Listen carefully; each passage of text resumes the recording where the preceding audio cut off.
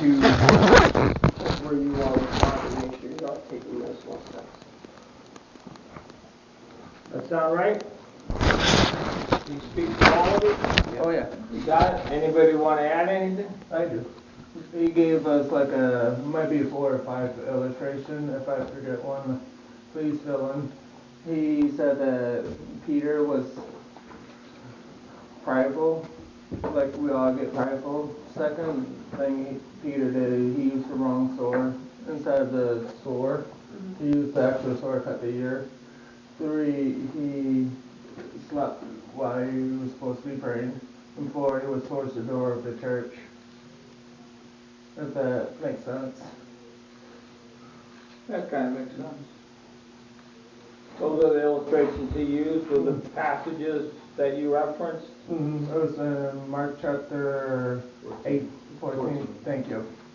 Mm-hmm. So you know something about Peter now? He means the rock. Yeah. How did Peter become a disciple? Jesus wanted him to. Yeah. Anybody know? Didn't John bring Jesus to Peter? I'm sorry? Did John bring Jesus to Peter?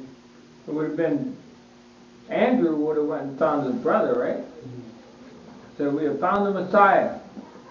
Because Andrew was one of the two that went with Christ after John the Baptist pointed him out. Said, he's the Lamb of God. So Andrew went and followed him. Christ asked him, what are you looking for? They said, where do you live? He said, come and see. So they spent the night with him. The next day, Andrew went and found his brother Peter. But we also know in Luke 5 that when Peter was fishing, coming in after catching nothing all night, right? Christ said, he was teaching on the shore, he used his boat, and he said, let's launch out into the deep. Oh, we've labored all night, we haven't caught anything. Let's go out and try again.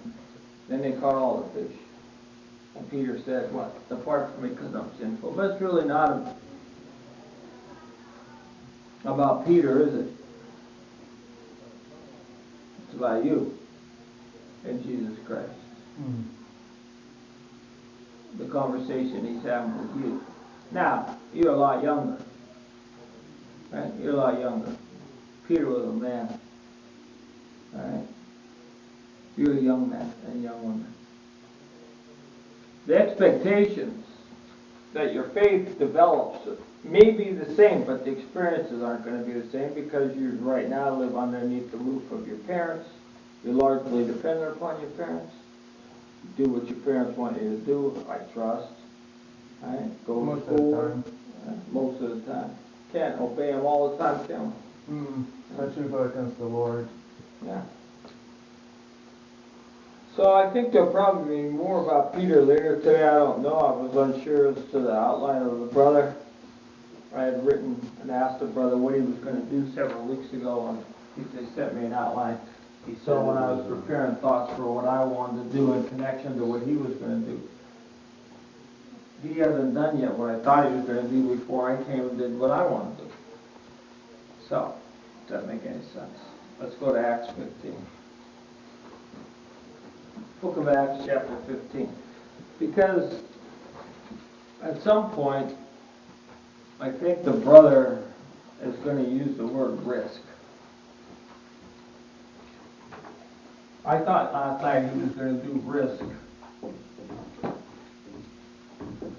He briefly mentioned it, but he didn't get into it too much. He Okay. briefly mentioned it, but he didn't get into it too much. Okay.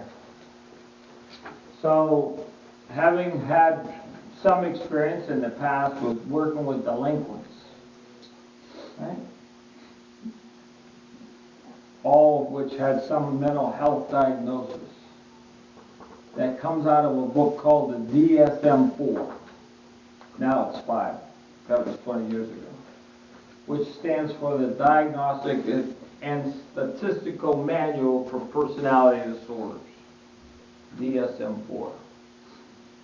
It lists a personality disorder called addictive personality disorder. there's some people who have a disorder that they're easily addicted to something. Right? There were 6 original substances or activities that they considered addictive for this type of person. One of them was risk-taking. All right, risk-taking. One of the 6. So when I heard that he was going to talk about taking risks, I obviously thought, wow, interesting. Because when I worked with teenage delinquents who were addicted to taking risks, my method to teach them, or to help protect them actually, because they would take such silly risks. But when they took the risk, inside released endorphins in their brain and made them feel like they were high. They got a buzz from taking risks. Huh? So, there's some current ones now, or in the past couple of years, that have been a buzz on social media. Can you name one? Okay, how about the people who ate the laundry soap pie? Did you hear about that? Mm-hmm. That's risk-taking. Can you do that? I'm going to dare you to do that. Can you do that? So they would put it in their mouth and wait till it dissolves. And you know some people die, you know that. How about inhaling the cinnamon?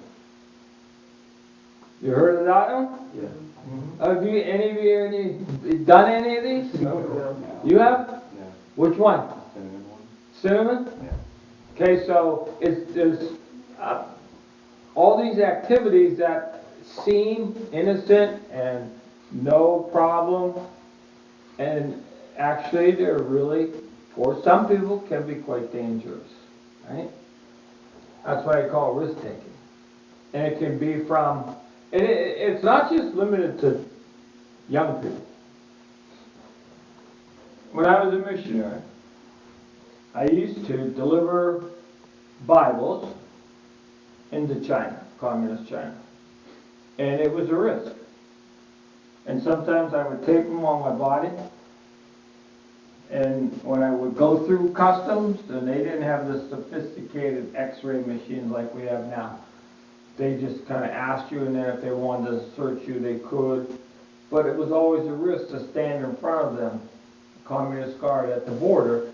And I realized that once I got through, I always felt good. It just felt like, I'm so sneaky, I got away with it. You know, praise the Lord. And I would pray, of course, that God would protect me, because the Bibles were for the Christians.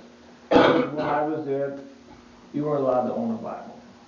So, we would smuggle Bibles in. It was risk-taking behavior. It had potential for long-term consequence. Not short-term consequence, long-term consequence.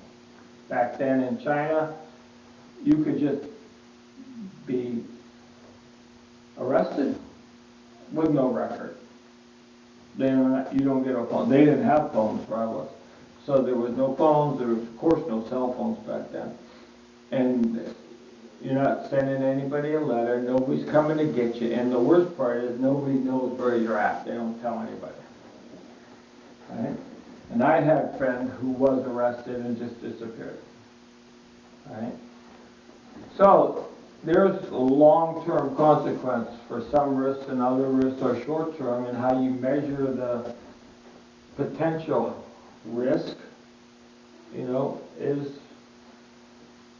other people telling you. Word of mouth. Word of mouth. Now, texting while you're driving, pretty risky behavior.